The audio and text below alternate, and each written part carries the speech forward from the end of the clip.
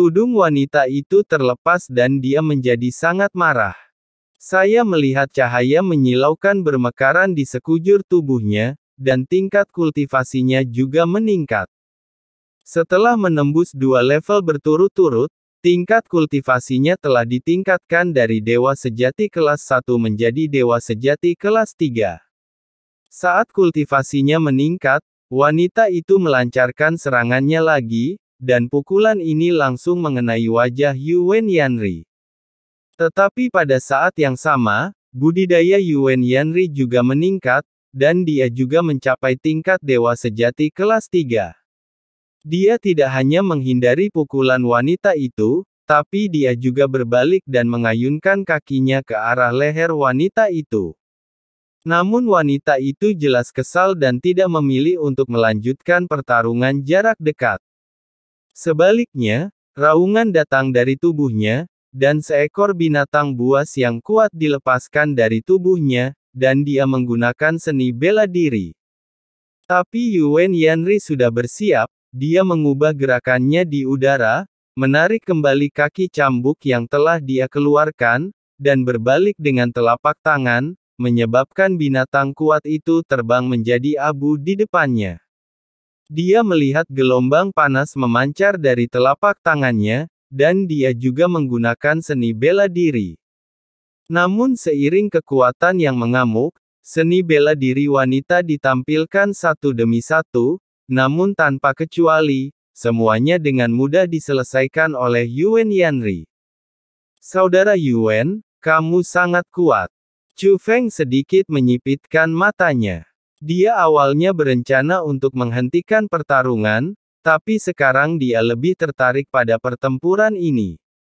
Dia sangat ingin melihat di mana batasan kedua orang ini. Terutama Yuwen Yanri. Dalam pertarungan jarak dekat tersebut, tampilan pencak silat bisa dikatakan memiliki keuntungan yang besar. Sederhananya, tingkat budidaya mereka. Dalam pertarungan jarak dekat, siapapun yang pertama kali menampilkan seni bela dirinya akan berada di atas angin.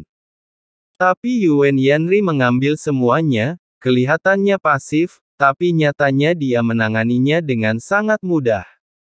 Namun, saat pertempuran antara keduanya menjadi semakin intens, bahkan jika Chu Feng menggunakan mata langitnya, sulit untuk menangkap detail spesifik dari pertempuran tersebut. Faktanya, itu adalah Chu Feng.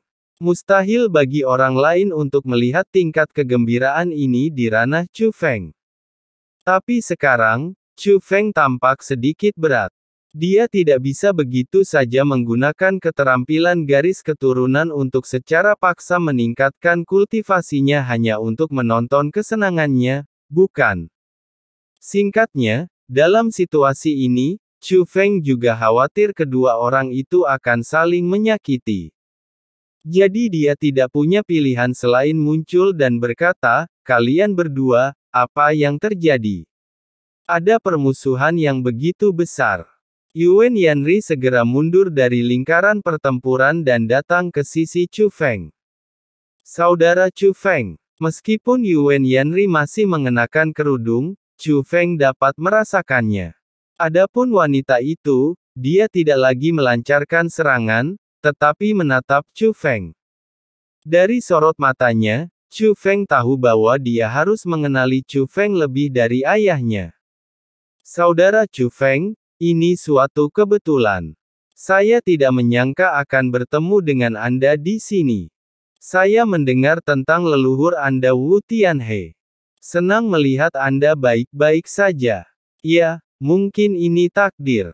Saudara Yuwen, mengapa kamu dan gadis itu bertengkar? Ambil sesuatu. Saat Yuwen Yanri berbicara, telapak tangannya mengarah ke tas Qian Kun, dan ternyata itu adalah kupu-kupu yang bersinar. Chu Feng memegangnya di tangannya dan mengamatinya dengan cermat. Untuk apa kamu mencoba merebutnya? Apakah menurutmu itu bisa memandumu menemukan jalan keluar? Chu Feng dengan cepat menebak alasan mengapa mereka merebutnya. Ya, ini adalah metode kebingungan. Ini diubah oleh kekuatan penghalang, tetapi tidak dapat membantu Anda menemukan lokasi monster itu. Nak, tidak perlu berperang untuk mendapatkan barang seperti itu, kan? Jika kamu menginginkannya, aku akan memberikannya kepadamu. Setelah menyelesaikan kata-katanya, Chu Feng mengirimkan kupu-kupu ringan kepada wanita itu dengan sebuah jentikan dari jarinya. Wanita itu mengambilnya, tapi tidak memperhatikannya dengan hati-hati. Sebaliknya, dia menatap Chu Feng, berikan padaku jika tidak ada gunanya. Bukan itu maksudmu. Hanya saja kita bersama, ini takdir yang istimewa. Lagi pula, satu teman lagi selalu baik. Itu lebih baik daripada memiliki satu musuh lagi, kan? Jika tebakanku benar, nama belakang gadis itu adalah Zhao. Begitu Chu Feng mengatakan ini, mata wanita itu berubah, bagaimana kamu tahu? Nama ayahmu adalah Zhao Laoba, kan? Kata Chu Feng. Tapi begitu Chu Feng mengucapkan kata-kata ini, mata wanita itu awalnya menjadi bingung, tetapi kemarahan segera muncul. Apakah kamu bercanda? Nama ayahmu adalah Zhao Laoba. Setelah mengatakan ini, wanita itu membalik pergelangan tangannya dan pedang raksasa emas muncul. Pedang ini 3 kali lebih besar dari milik wanita. Yang paling penting adalah begitu pedangnya dilepaskan, aura wanita itu menjadi lebih panik dari sebelumnya. Sebelum dia bisa mengambil tindakan, kekuatan mengerikan melanda dirinya. Tapi Yuan Yanri hanya melambaikan tangannya, dan kekuatannya menghilang. Tidak peduli betapa tidak masuk akalnya kamu, jangan salahkan aku karena bersikap kasar. Yuan Yanri berkata dengan suara serius. Dibandingkan sebelumnya, dia bahkan lebih marah saat ini.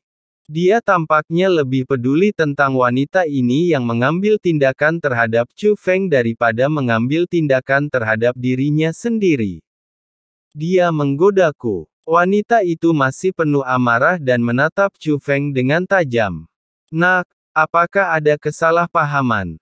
Lihat, apakah ini ayahmu?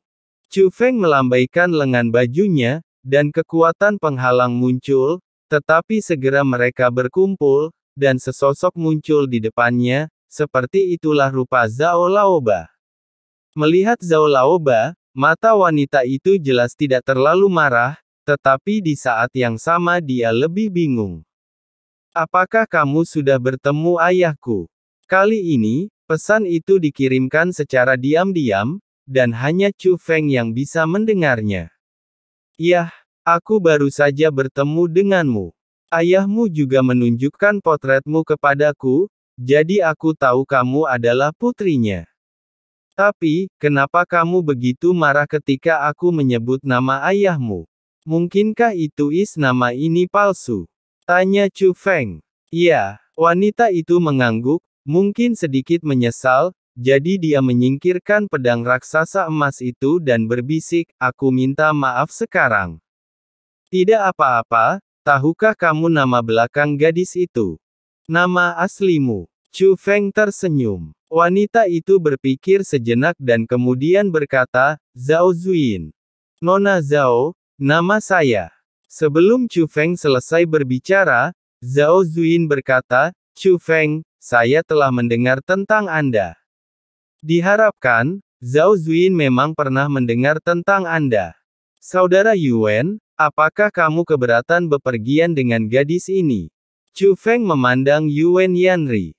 Saya tidak keberatan. Baiklah, Saudara Yuan dan Nona Zhao, karena kita bertiga sekarang bersatu, saya tidak akan menyembunyikannya lagi.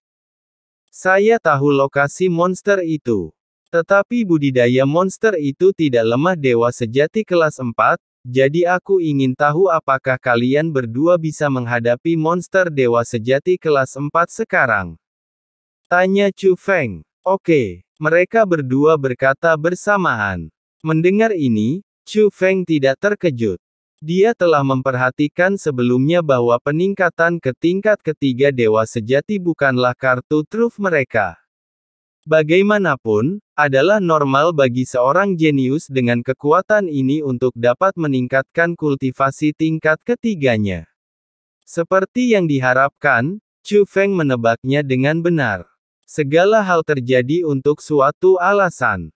Ada alasan untuk monster dewa sejati kelas 4. Padahal, itu disiapkan untuk dua orang ini.